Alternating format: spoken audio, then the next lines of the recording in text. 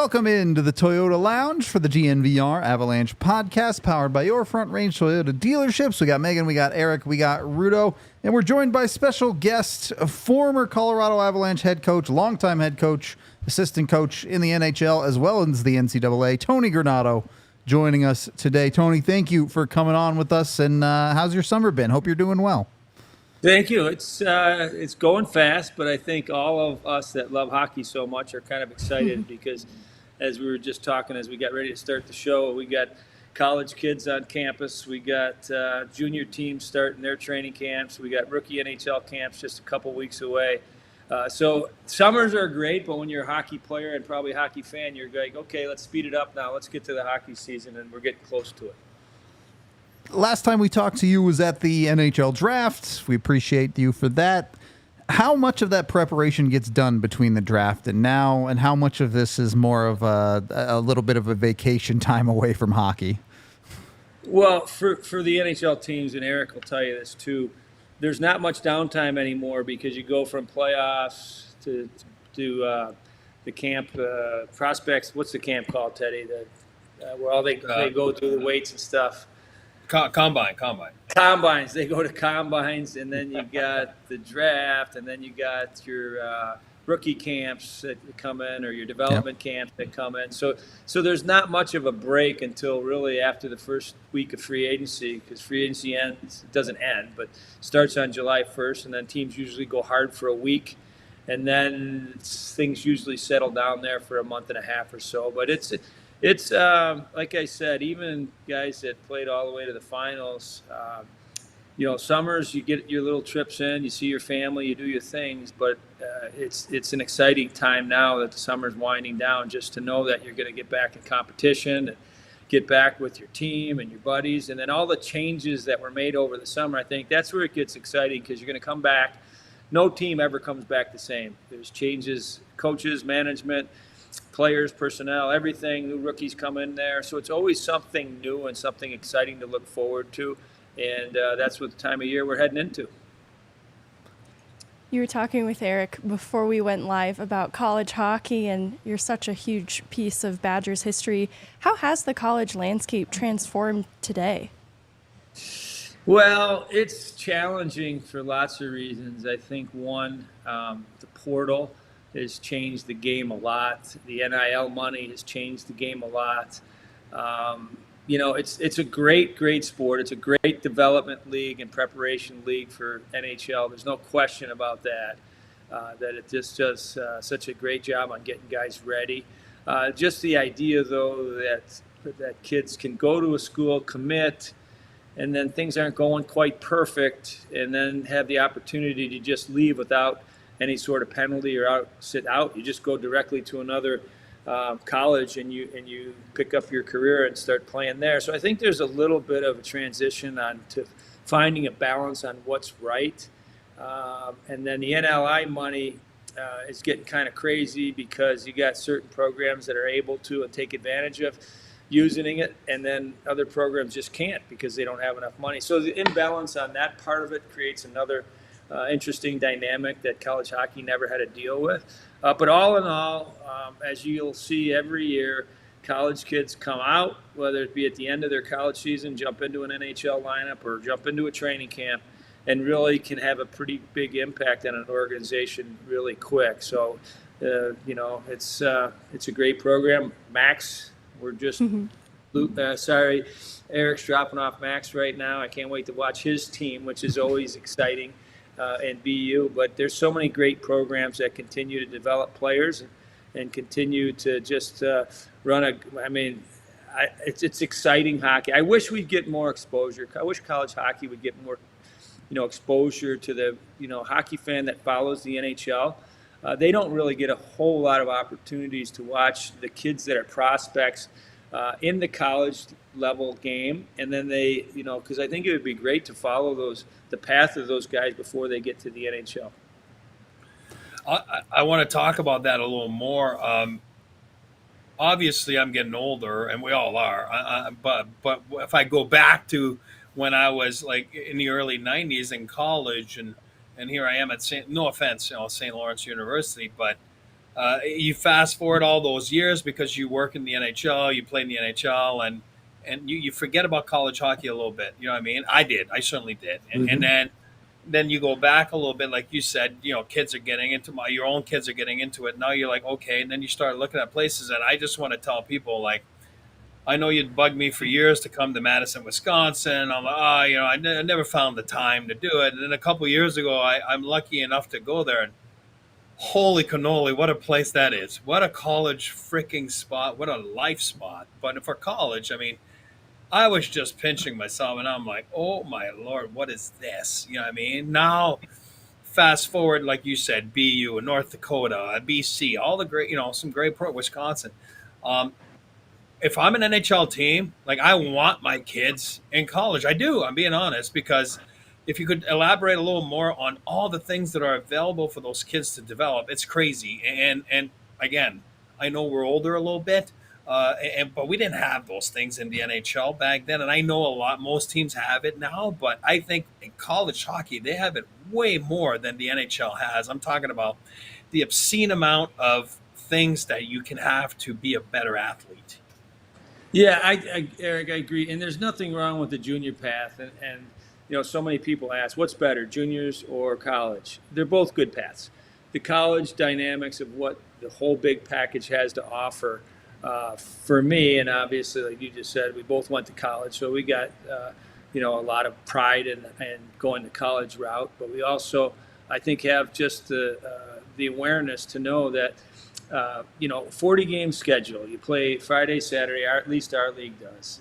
Hockey East and some schools, some leagues are a little bit different, but most college hockey play Friday, Saturday. So that gives the athlete a chance on Monday, Tuesday, Wednesday, Thursday to train in the weight room, to work on nutrition, to have harder practices, to develop in lots of different ways than you wouldn't be able to, on a Canadian junior program where you're playing 70-some games plus playoffs, plus exhibition, plus you're traveling on a bus. We're lucky, the Big Ten, most teams fly everywhere they go. They'll fly in on Thursday night, practice in the building, and then play Friday, Saturday, and then charter home on Saturday night. So you're traveling like an NHL team. You're treated like a professional player. But your strength and conditioning coach, the guy that we had in both guys that I had in Wisconsin were NHL NHL strength and conditioning coach that we hired back from the LA Kings organization. So the kids get what they need in every aspect of the way. The competition, the coaching, the nutritional awareness of what you need to do to improve to be ready. So I think it's I mean, minor league hockey is great too, because then you got them in your you got them right in front of you in your hands. You're in control of them. But like you said, if I got an NHL team and I can trust the program that our draft picks at, I'm letting them stay until they're ready to play in the NHL. Lots of teams want to take their guy out, play a year or two in the minors before they bring him to the NHL. But I've had lots of guys in the past 7 years that I did coach at Wisconsin that left. Some of them went straight to the NHL. Some of them had to go play in the minors for 2 or 3 years, and they left school early. So I don't think there's any reason you should leave school unless you're going to play in the NHL if you're a college player. That's just my opinion on it. I think there's just too much to offer here from a development side of things. And then I want to throw one more thing in there. The education side is irrelevant. If the kid makes it and he goes and plays 15 years or 10 or 12 years in the league, he can go back and take classes somewhere else at some time to get the education part.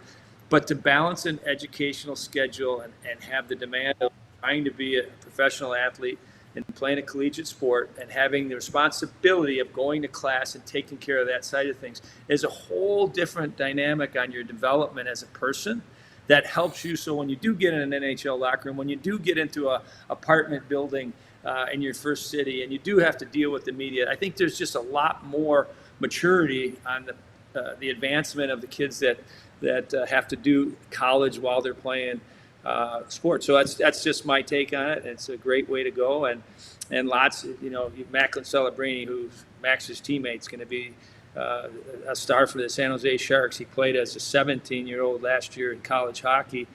Went to school, did everything he could, and he's going to come into San Jose's lineup and have a big impact. And so there's story after story of so many players that go the college route and move on and have great NHL careers.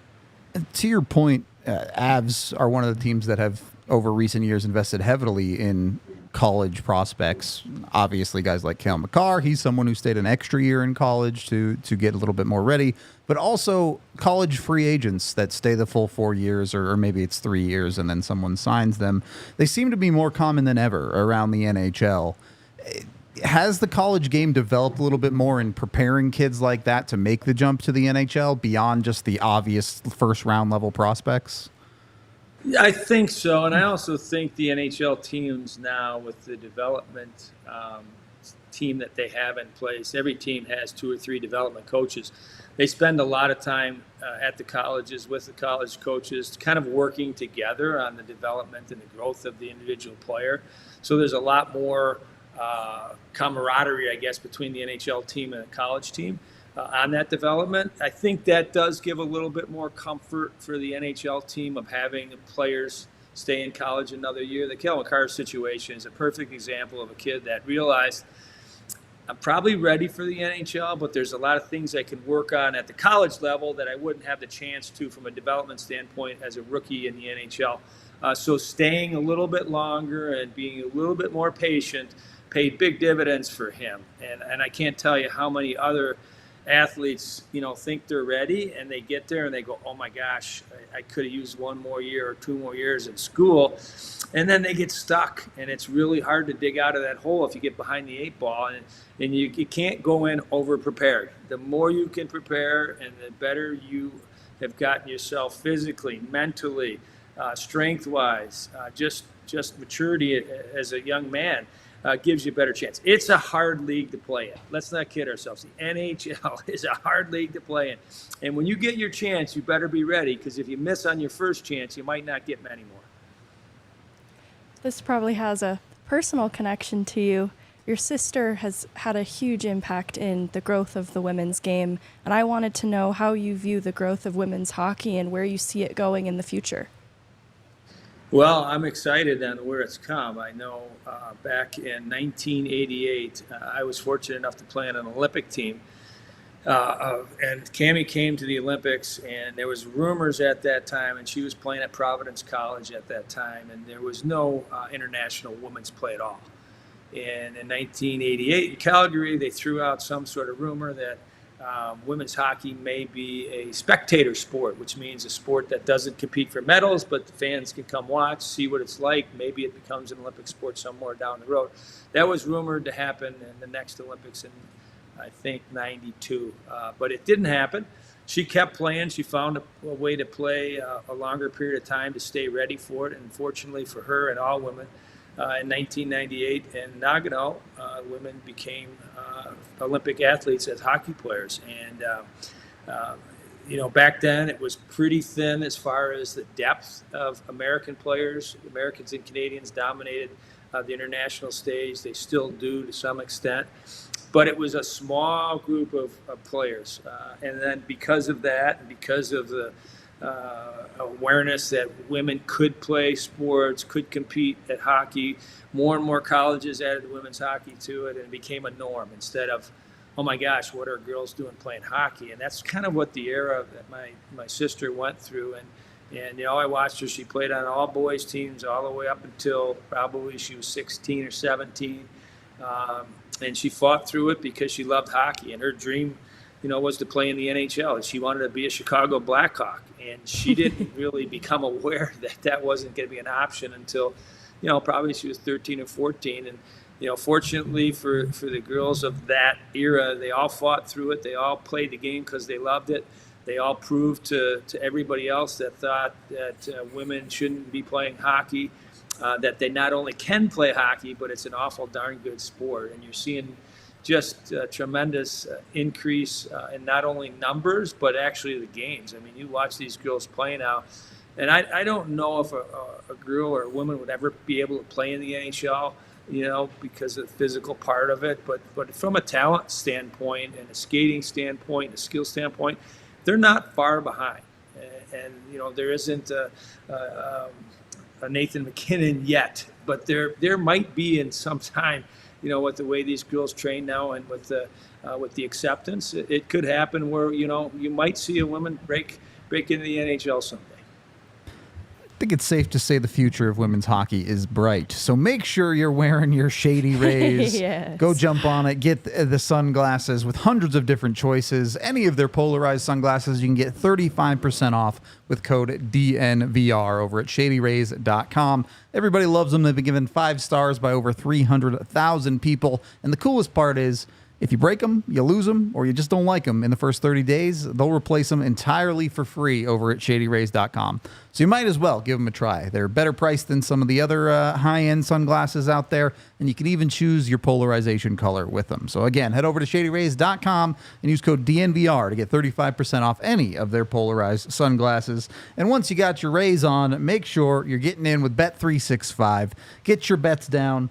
You can bet on the PWHL now, too, over at Bet365. So if you want to get some bets in on whoever you think is going to win, I don't know. It's still hard for me to root for a Minnesota team, even if, we do have some connections there. It's a little bit tough for me, but we'll see. We'll see. Go in with Bet365, whether it's hockey, baseball, football's back, you name it. You can bet on it with Bet365 and use the DNVR365 code when you sign up. You bet $5 on anything, you get $150 in bonus bets with that DNVR365 code. So go check it out today. Get over with Bet365 with the QR code on screen. Of course, when you do gamble with Bet365, you must be 21 or older, physically located in Colorado. And if you or someone you know has a gambling problem, call or text 1-800-GAMBLER today.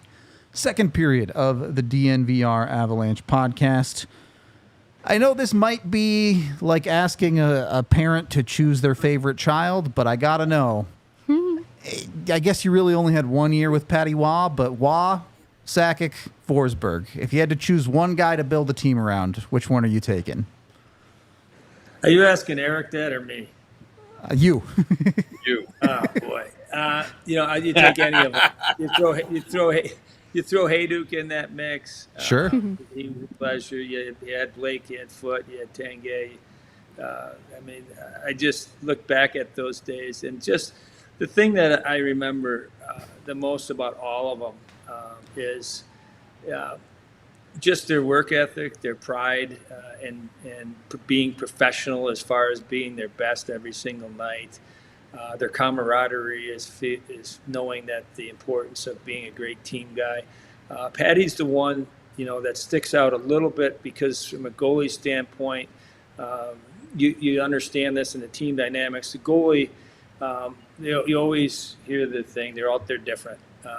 Patty's self-confidence was something that everybody in the room and everybody around him could thrive on, because you knew if you needed a big save, he had that attitude, I'm the best. And that really was something that I learned from him. I had unfortunately or fortunately played against him in the playoffs before I coached him in the Stanley Cup Finals when he was with Montreal.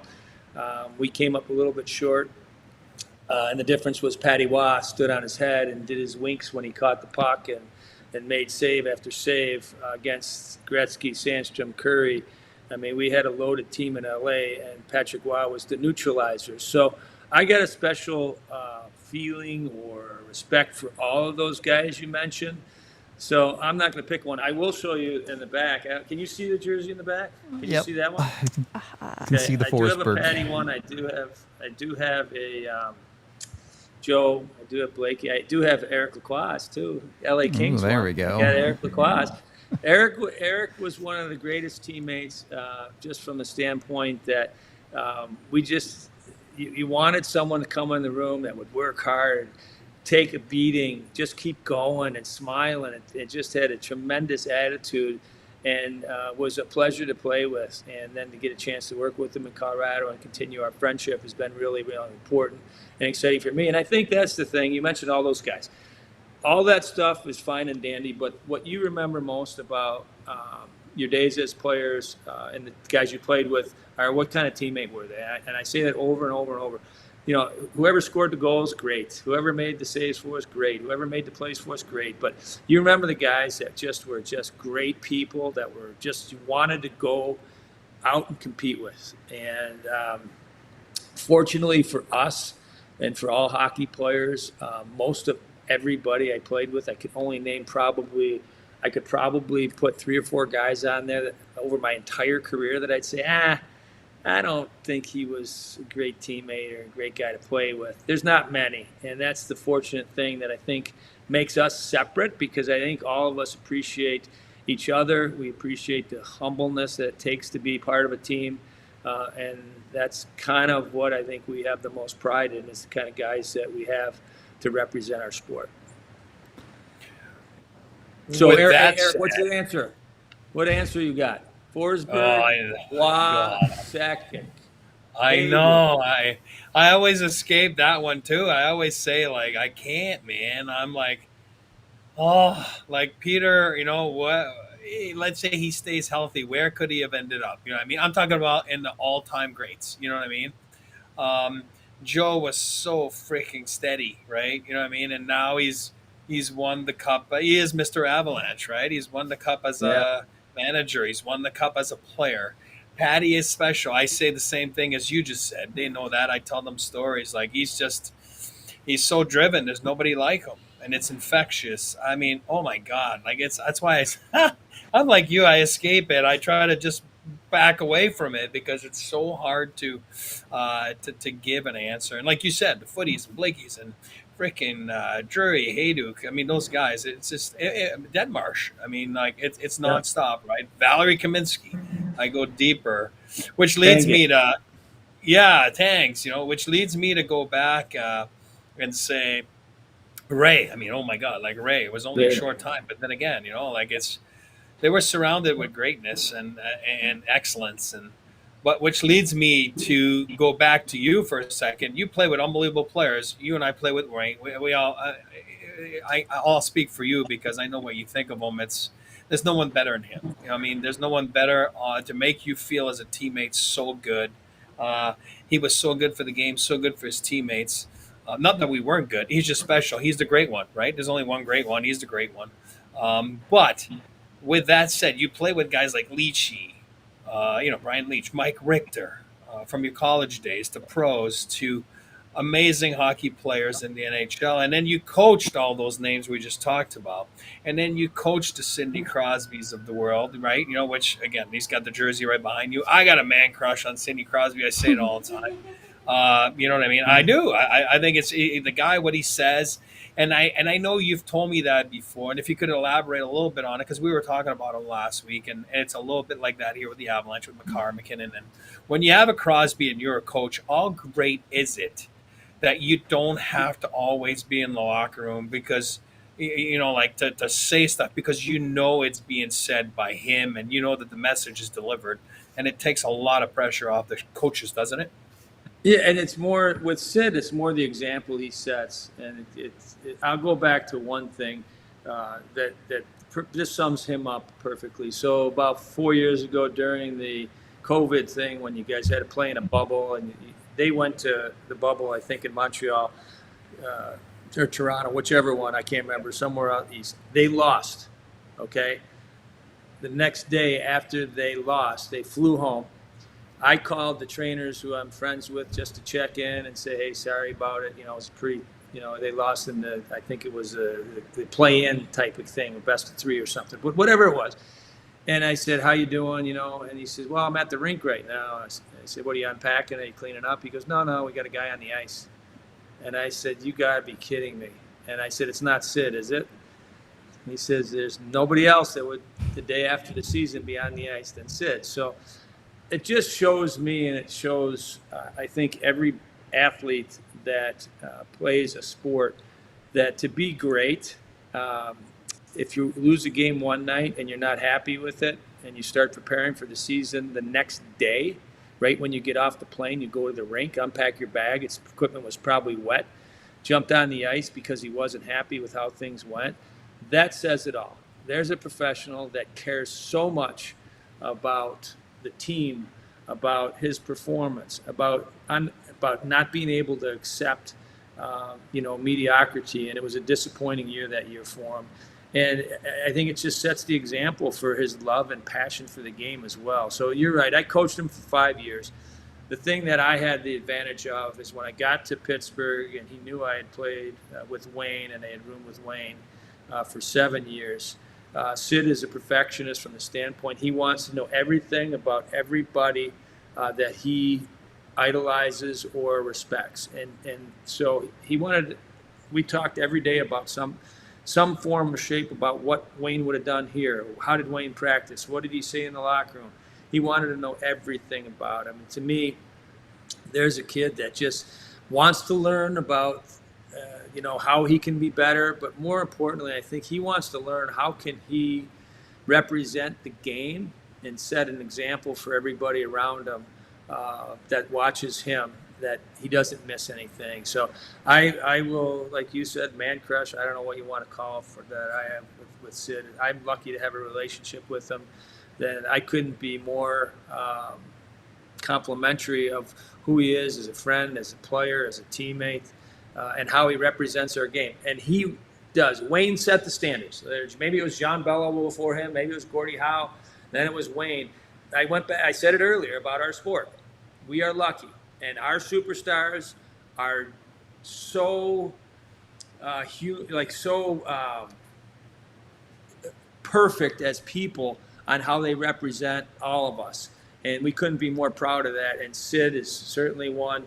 I think, the relationship that he has with McKinnon there, with Nathan, is incredible. I know those two continue to work out together. They continue to push each other to become better and better. And I'm sure that's helped Nathan, throughout his career. So Sid shares. He doesn't, it's not all secrets. He shares everything he's got to make our game better. Can you tell me about Crosby's approach to leadership a little bit more specifically? What about his approach to captaincy could other young captains around the league take note from? That's a really great question. It's very deep from the standpoint that I think, most captains, when they come into the NHL, were captains as kids because they were the best players. Unfortunately or fortunately, whichever way you want to look at it, generally speaking, if you got a C on your jersey, it's because you're on the ice most, because you score the most goals, or you're the best player. And lots of young captains that come into the NHL as leaders haven't had others to really learn from, because they've always been asked to be the captain. So sometimes there's a growing period where it takes time for them to have some experiences where they have to learn through some tough times and watch others that are older. So I think the best organizations, and I'm going to give you an example. So Connor Bedard goes to Chicago. And they got him labeled as the next captain, maybe even this year, maybe next year. At some point, he's going to have a C on his jersey. So what do? They try to bring in veteran players like Nick Foligno and a few others that they signed this summer to kind of set the example of what they've been through a lot in their careers. Good, bad, fought through injuries, been on playoff teams, won, lost, everything else. Connor doesn't and hasn't experienced those things. And he won't know how to handle it until he does. And so I think Sid, had Mario, he had some older players that he could kind of watch a little bit. But when I got to Pittsburgh, he was fascinated with Gretz and his style of what he did from a leadership side of things. And I think Sid learned and still learns along the way on what he needs to do to try to be even a better leader. And that's the best thing about leaders. They don't know everything. They're still trying to absorb everything, learn from others, and get better. And I think that's the way I would describe Sid, as a consistent learner, someone that cares as much about the Zamboni driver and the equipment manager as he does as his line mates. And he's to the point where he's at in his career now. The success of others that are around him are more important than his own success. It's hard for a superstar to get to that point because so much expectations are on them to be the leading scorer, get the game-winning goal, be the best every single night. But when you can share that with others in a way that it means as much to you, I think that's another step on the leadership side of things. All right.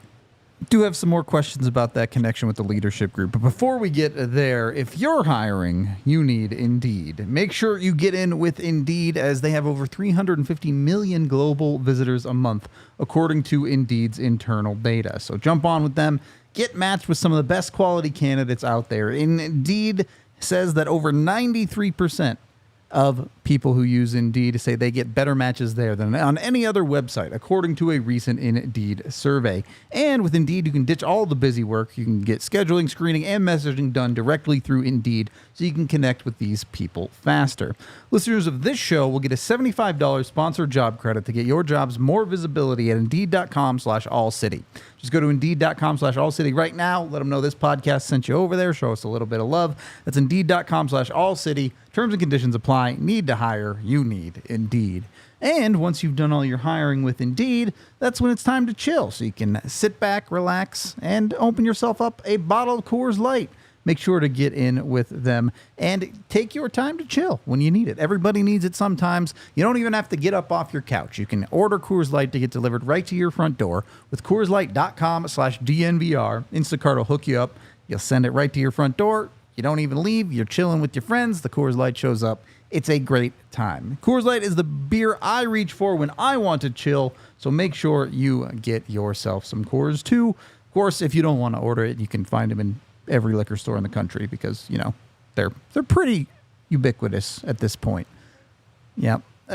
Make sure you make the most out of your times when you choose to chill and choose Coors Light. Get Coors Light delivered straight to your door with that Instacart at CoorsLight.com/DNVR. Of course, celebrate responsibly. Coors Brewing Company, Golden, Colorado. Third period of the DNVR Avalanche Podcast. You're talking about all these leadership groups. At least here in Colorado, you had the opportunity to both be an assistant coach and a head coach. How does that relationship with your players change between those two roles? Well, the one thing as a head coach, you have so many more responsibilities besides just coaching that I think it's somewhat the ability to be able to have time with the players is harder. So it's just a fact. When you're assistant coach, you can be on the ice, stay on the ice extra. You can be with them before the game. As a head coach, you're meeting with the media. You're meeting and doing other things. You're preparing for different things. So just the time part of it was really an adjustment for me from going assistant to head because I felt like I had so much more time with the players, and especially one-on-one stuff. Most of the time as a head coach, you're meeting with groups or the full team. You know, I'm not saying I liked one or the other better, but there's certainly reasons that being an assistant coach is somewhat more fun because Sure. I don't want to say less pressure because as an assistant coach, you take the responsibility of in the same way you do as a head coach of wanting to win and perform and be your best. But as an assistant coach, I think there's an opportunity to have different types of relationships with players, not on purpose. It's just the way the landscape of it is. You just have more time with them. And I bet from the standpoint of players, they probably want to share more individual stuff with the assistant coaches than they do the head coaches. So I think that's a little bit of the difference as well. Go ahead, Eric. No. Go ahead. No, go ahead. We have a question from the Toyota chat here that I wanted to throw out there that says, Coach, was it hard to have the ESPN cameras following the team during that 03-04 season? I think it's something that doesn't get talked about enough with the NHL is how much time that these players and coaches and teams spend on camera. So I'm curious. Yeah, I think everybody's become comfortable with it now. I think there was a period there where, you know, the sanctuary and the locker room was all private and everything that happened in there, you wanted to stay kind of secret, you know, because you kind of shared that space together. But I think exposing, you know, the preparation and the day-to-day activities of what a player, an athlete, what a team goes through is really important for our fans to share that. So I don't, honestly, the crew was great. I think our team was very exciting individually and as a group. So I think it was a good team to show off. So I had no problem with it. And again, I used to be the other way, like, gosh, what is a camera doing in here? I mean, this is our room. But now I think the opposite. I watched Hard Knocks the other day with the Chicago Bears. I watch all the stuff anything that's on TV that goes behind the scenes that, well, you're in the locker room or you're on the field or you're on the sidelines or on the bench. That's exciting to me because other sports, you know, it's a little bit different in some ways, but at the end of the day, it's the same theme. It's about camaraderie. It's about teamwork. It's about pushing guys to different levels. It's about believing in one another. It's about setting goals. It's about the competition part that's so exciting. It's all the same. The Michael Jordan, the thing during COVID there, the Last Dance. I mean, was there a more sensational time for us to be able to go inside and live with Michael Jordan for his whole Bulls experience? I mean, that was incredible. So I love it. I hope there's more opportunity within the respect of the players and the organization. But the more that the locker room can be shared from the locker room and from the bench, makes it that much more exciting. I think as players, and the human side of it sometimes gets overlooked. Some of the sacrifices that players make, some of the things that each player has to do. You mentioned Peter Forsberg a little bit ago with all the injuries he had. Peter Forsberg was on the training table probably more than he was on the ice, trying to just get healthy and get taped up enough to be able to go on the ice and compete. And sometimes, fans get mad. Oh, this guy's not playing great tonight. Well, he might have a broken foot. He might have, he might be taped together, and they might be just pushing him out there to compete. So I think sharing some of that stuff is exciting, and I think the fans love it. I'm not behind the bench anymore. I'm in the stands watching. I want, as much as I can see, the happier I am. Can you take me back to Paul Stastny's rookie season? He'd been down the road playing at DU for a couple years before that. He comes to Colorado, has a pretty great rookie season, and then is on this quick path to being a part of the leadership group in Colorado. Can you just tell me a little bit about what you saw in that first year and how he got on that path to being a part of the leadership core? Sure, and I think Eric will tell you this too. The first coaching experience I had with Paul was I told him something on the PK. Paul, just make sure on the PK you're aware of this. Okay, coach. And then I watched him. Bam. He absorbed it. He put it into play immediately. And then something else. Just mentioned a little thing to him a second later. No problem, coach. I got it. So his mind on how he could accept responsibility of assignments was incredible. His hockey IQ, probably top 5 of anyone I've ever coached. So I think that alone, obviously coming from the Stastny family, his dad and his uncles, and growing up in a locker room, he was just a smart player and a really mature kid. So that was part of it. I think everybody looked at him and recognized, if we're going to watch, and when you bring a young player up and you say, okay, this is what we do system-wise. This is how we check in D-zone. This is what we do on our forecheck. This is what we do off face-off losses. If you just say, hey, here's a video, go watch Paul play, and you just watch him because he's going to do everything right and everything that's asked of him. That's what Paul was as a hockey player. I want to bring in, bear with me here for a little bit. There's a young gentleman here named Cal Ritchie, right? First pick a couple years ago, injured, didn't play that much. Finished a year strong last year. When I say didn't play that much, this is going to be his first camp. He's been to rookie camps and he's been to development camps, but this is going to be his first NHL camp. If you know the Avs roster is a little bit of a hole. There's a little bit of a hole, especially with Gabe and the situation with Tushkin, and they don't really have a fourth line center, so you're short a centerman. He's a centerman. Where I'm going with this is, and I know you're not too familiar with him because why would you be? You know what I mean? Obviously covering the Blackhawks and stuff like that. But when you have a situation like that with him, and I'm going to compare him, for example, to Cole Caulfield that I know you had, and you were a big part of why he went back to Wisconsin for his second year after dominating his first year, right? Because to be more ready for the NHL, even though there could have been a hole for him in that year. So I'm trying to compare the two in a sense. When is it that it's not beneficial for the kid to be at the NHL level, and when is it not, right? It's a fine line, and it's hard for people to understand. I think you're in a better situation than most people, having obviously played, coached, and then having a guy like Caulfield where he could have made the Montreal Canadiens that year, but went back to Wisconsin. And Cal Ritchie, I know him, Eric, just because I watched him because he was going to be a first-round pick, so I watched him a lot because I went to the draft. So I know him well. I think he's close.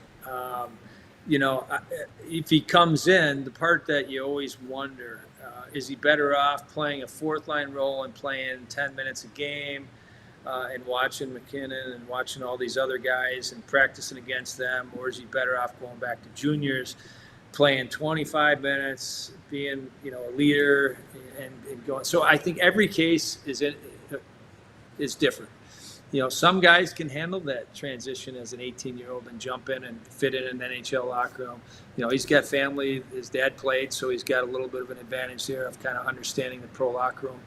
Maybe different, maybe similar to the way Paul Stastny did. But I think it's one of those wait and sees. Dylan Larkin was one when I was in Detroit. I'll never forget this argument. Dylan Larkin came into our camp, and we're like, oh my gosh, he's our. We had Zetterberg and Datsuk. Zetterberg was hurt. Datsuk was struggling with his ankle as well. One of them was going to play. I think Pav was going to start the year, and Hank's back was bothering him, so we weren't sure he was going to play. And basically, Dylan was our second-line center as a 19-year-old coming out of camp. And the Detroit Red Wings organization is adamant about making them spend 1 or 2 years in the minors. And me and Mike Babcock were like, Dylan Larkin. Actually, it was Jeff Blashill. We're like, Dylan Larkin's our second best centerman. We need him. If we're going to have any chance for success, he's way better than anything else we got down the middle. And so it worked out in that standpoint because he learned from Zetterberg and Datsuk. He was a good kid that understood and wanted to be coached. Physically, he was ready for that. So, and then there's other ones where you call a guy up too young and he gets spinning the wheels out there and things are going too fast for him and he's not absorbing it and he's wasting a year of development where he could have been down playing more minutes. And I think that's just a wait and see, Cal. And I think the good thing, and the organization on how you guys have been in Colorado is there, the decision for that you guys have made as an organization hasn't been about today. It's about what are we doing and plan for the betterment of the future. And I don't think there needs to be any panic. You guys have won. You're in a really good position. Last year you battled through again without Gabe. You found a way to position yourself again for what could have been a really great run. So I think the patience part will probably play into that. Even if they think maybe he can help the team, they'll probably consider the other side of it. Well, we want him to be better in 6 months. Is that going to be by being in Colorado or being back in juniors? And I think that's what the decision will probably come down to. But that's a great question. And so many guys go to camp and they're going, well, I deserve to make the team. I had 5 points in 3 exhibition games. I had more than, the top 6 forwards. That doesn't matter. It's the planning part about where you are in your development and how you're going to, help the organization moving forward that some of those decisions are made by. We as outsiders, or certainly not on the bench, we'll put it that way, often talk about wanting to give more opportunity to some of those prospects at times during an NHL season, particularly in bottom 6 roles. What is it about head coaches that are so attached to veteran players in that style of role as opposed to maybe a younger prospect that might have more upside? Well, first, I think there's got to be a trust. If a coach is going to push someone over the boards, he's got to trust that player is ready for that opportunity and ready to help the team, and that he's going to do things consistently, game after game, shift after shift that's being asked of him. I think that, timing-wise and when you add younger players into the lineup is critical for the coach's decision. One, and Eric said it, they got to be ready. You can't put somebody into a position where he's going to fail because it could set him back, not only just, a little bit, it could set him back for a year or two if he goes into a spot that he's not ready for. So I think that always factors in the decision. But really, when I look at and analyze coaches' decisions, they're doing what's better and best for the organization moving forward. Some teams are on a short leash where they have to win today, or if they don't, their jobs are in jeopardy. I think the teams that are comfortable, the teams that are confident in their general manager and the long-term game plan make way better decisions. I think there's going to be 7 or 8 teams this year, just like there is every year, that the microscope's going to be on. And every little mistake that the coach makes, or every decision the coach makes, it's not even a mistake. Every decision that the coach makes is going to be scrutinized both ways. And when that happens, it's really uncomfortable because coaches and general managers sometimes force decisions because they're so worried on the next day or the next what's going to be said about them the next day in the paper, what the owners or fans are going to say on social media. So that's where it becomes really important. I think now organizations are adding more staff members and head coaches, that former head coaches, to coaching staffs that can help the coach calm down. It's okay. We don't have to force anything now. Let's think the big picture here. I think that having a more experienced staff now to kind of navigate through some of those tough decisions are important. I want to shift gears here for a second. This last year, you came out and announced your diagnosis with non-Hodgkin lymphoma. And I read a really nice article about Mike Lucas, a fellow sports journalist, and how you've shown up as a part of his support system in his own battle with colon cancer. And I wanted to know why it was important for you to take on that role of offering words of encouragement, and if there is a message you have to people facing a similar challenge. Yeah, thank you. I was diagnosed in December. I was working, like Eric said, with the Blackhawks. I was working on an NHL network. It was, I don't think it was a shock to me that I had cancer. I hadn't been feeling well.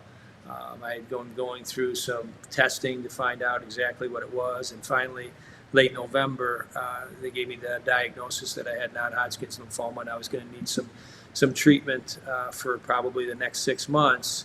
And at that point, I had a decision to make. I could either go kind of by myself and deal with it, try to fight it off without a lot of people knowing. But I thought that was unfair for a couple of reasons. One, my family is still involved in hockey. Everybody would be getting asked questions. Hey, your brother was on the Blackhawks broadcast. We don't see him anymore. What's wrong? Something would have been wrong if I wasn't showing up for broadcast. So I thought the easiest way for my family, easiest way to deal with it, be very upfront, put out a tweet saying, hey, I'm dealing with this the next 6 months. But it's lots of people do it differently. Mike Lucas, the reporter that wrote the article, is a great man. He didn't want anyone knowing. He wanted to fight it by himself. He didn't want anybody reaching out to him. He didn't want, the attention. And we talked about it for the first month or so of his treatment, and I told him why it was important for me. And the part I didn't understand that was so powerful to me was Eric Lacroix and Joe Sakic and the other players and friends that I had been with, even if it's a little text to say, hey, I just read the news, prayers are with you, thinking of you.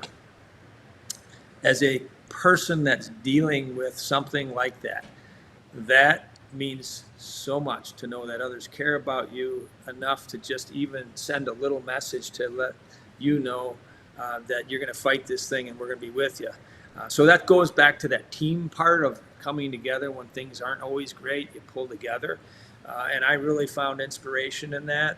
There were lots of days where I'd lay in bed and I couldn't get out of bed because I was tired, and I'd pick up my phone and I'd go through all the texts, and I just was overwhelmed at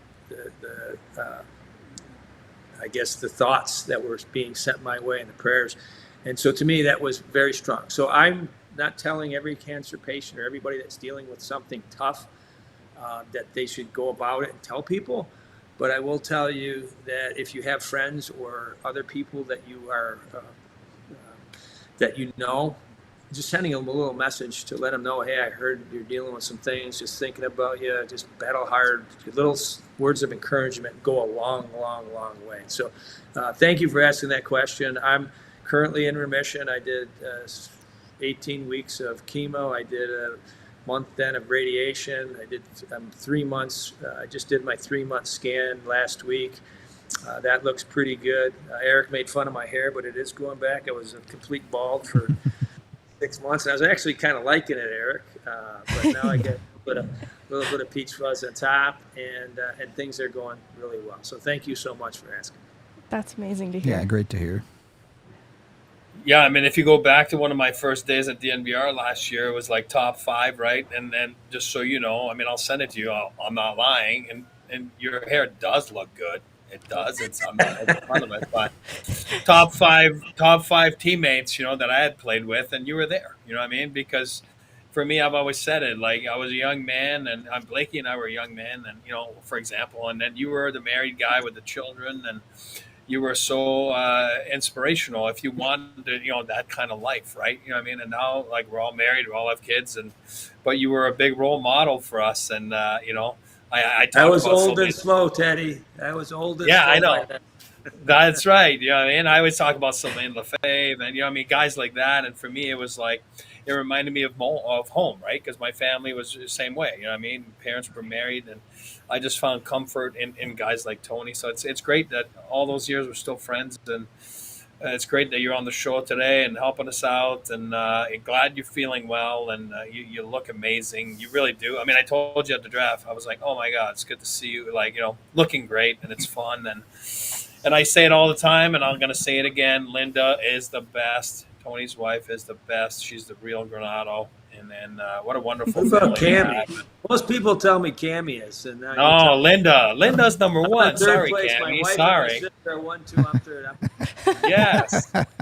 Yeah, I'm glad Donnie's doing good. Yeah. So it sounds like you said he's going to help out with the program this year, which is awesome. And hey, listen, great hockey family. You guys are awesome. And it's always nice to have you on, and hopefully we'll chit chat and find you a little more this year. And it's going to be great to have you back on TV and seeing your mug on NHL Network, and like I said, Chicago Blackhawks broadcasts, and so it's fun and it's exciting, and I'm glad you got my jersey still. So it's awesome. I do. Next, if you invite me back, I will get it. I will wear it. It's a Kings one. Amazing. Kings one. I don't know if we can let a Kings jersey on the show. I don't know. I did have one last question from me for you. When you think back to your time with the Avalanche, is there any specific moment that stands out as maybe just something you remember, or maybe your favorite moment, something like that? Oh boy, that's a good one. I mean, there were lots of them. I had a special relationship with Pierre, Eric's dad. He's the one that gave me my opportunity. I know Eric was a huge part of me getting into the coaching field. I had retired a full year before from playing, and then I sat out a year. I helped coach my kids and kind of be a dad, a stay-at-home dad kind of for 7 or 8 months before the call came. And I remember Brian Trottier left to go be the head coach of the Rangers, and Pierre and Eric mentioned to Bob Hartley that Tony Granato would be a nice guy to interview, might fit well with you, blah, blah, blah. And that was the next thing. And then Pierre and I had a really interesting relationship in lots of different ways. But he was special to me. We had a great opportunity as a team and organization to coach those players. We came up short and didn't win. That's the part I think that hurts the most, is because we were given all of the assets that we had, and sometimes in the game of hockey, things just don't go the way it's planned, and we lost a couple tough playoff series while I was there. But all in all, the experience that I was given because of the Qua family will be thought of as special days and special things that we're all, I think, more so the people side than the actual hockey side. So that's what my memories are of the Avs and my time there. And Coco, of course, as well. Yeah, it's great. Love to hear it. Always good to be reminded that hockey's more about the people than the actual sport itself. So that's all I had. Any other questions? I've got a softball. What NHL storyline are you most looking forward to following next year? Yeah, Gabe Landeskog won. Good answer. That's one relatable. That comes to mind since that comes to mind. And as I was getting ready for the show today and thinking about it, I thought we'd talk a little bit about him. It's amazing what he's had to do to put himself in a position, and still the drive to be able to try to make this thing work is really impressive. So that's one of them. The Macklin Celebrini, his I guess impact on the league. Connor Bedard was special last year on a team that was didn't have a whole lot of support. He made an impact on the league and lots of positive ways. But I think Macklin Celebrini is a different type of player, but I think he has a chance to have the same reputation and same type of career. It'll be a little bit different than Sid, similar type of players and how hard they compete. I think it'll be really interesting to watch his development in the organization in San Jose on how they kind of accelerate, because they were at the bottom last year for a reason. They weren't very good. You throw him in there, you throw a couple of the other picks in there, that might be a franchise that I don't think they're competing for a playoff, but they'll certainly have a better year than last year. Eric, what's your storyline? So. Give me one. God, you got me there. What do you mean I got you there? No, I mean, like, I was like listening to your answer, so I wasn't thinking. But you're right. I mean, Avs wise, I think it's like, can they get back to, which I think is they should be a top 5 contender again in the league. You know what I mean? Of winning the whole thing. And you're right, Gabe. I'm a big fan of Gabe. Gabe is, he's one of my all-time favorites, and I love the kid. And again, I hate saying kid. He's married kids now, but right, you think of them as kids because that's when you start a relationship with them. But so I'm looking forward to that too. Outside the NHL, I'm looking forward to Connor Bedard, like on a knock on wood, a full season to see what this guy can do, and it's so exciting. And I have young kids like Ty, my youngest, loves Connor Bedard and has his Bedard jersey. So it's like, it's fun to, kind of follow these guys in college hockey. I think it's, I think it's exciting to see if DU repeat. And, like, it's fun that, DU is fun. Again, being a BU father, it's, I wish BU would have won, right? And then, but DU is there. Now they're going to defend. They should have a good team. BU should have a good team. BC should have a good team. Who knows? Who knows what's going to happen? But I'm a little more entrenched in college hockey, so I'm looking forward to those storylines. The one thing great about our game is you always think, oh, last year was the greatest playoffs ever, and man, oh man, that was the greatest. There's always better moments ahead, no matter how we try to dissect. Something's going to happen that we're going to look and go, and we're going to take our head, and our athletes keep getting better. Our coverage and our, we talked about the behind the scenes footage of players. We always are exposed to a little bit more now.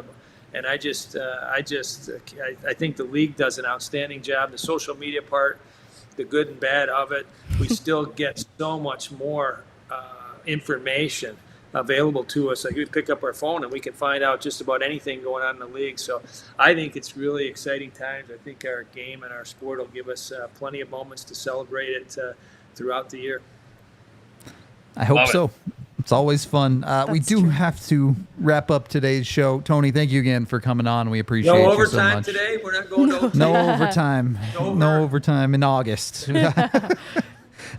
We'll have to have you back on, though, it's for sure, as the season starts to ramp up. But if there's anything you want to shout out, go for it.